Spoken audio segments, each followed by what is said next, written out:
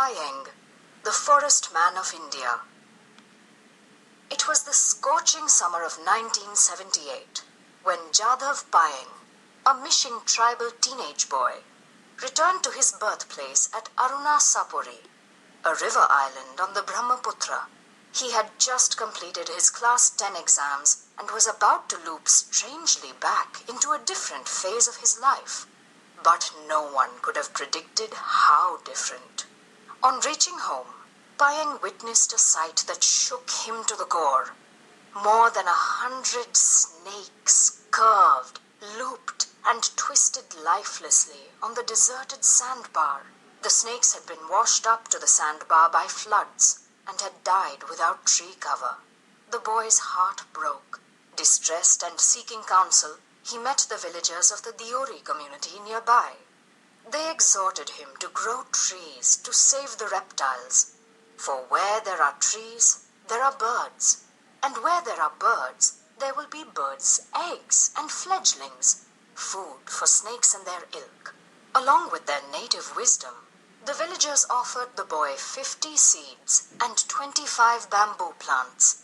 Payeng, just 15 or 16, set out all alone in April 1979 to plant life on the rough terrain of the eroded island, covered with sand and silt.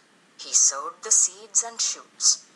36 years later, he has reaped a forest.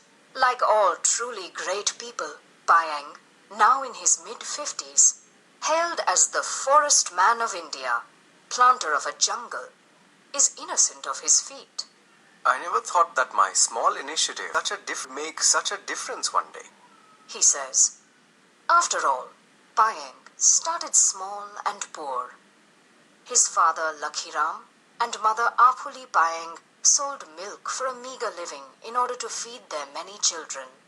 The 1965 deluge wrecked Arunasapuri and forced Payeng's family, among others, to move 12 kilometers away to Majuli on the other side of the river.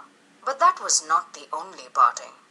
Before relocating, acute poverty compelled his parents to leave their third-born, 5-year-old Jadhav in the care of Anil Bor Thakur, a courtmaster at the district court in Jorhat, who looked after his schooling.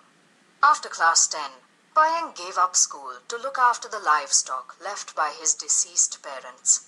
He still has 100 cows and buffaloes and makes his living from selling milk. But he is no ordinary cattle owner.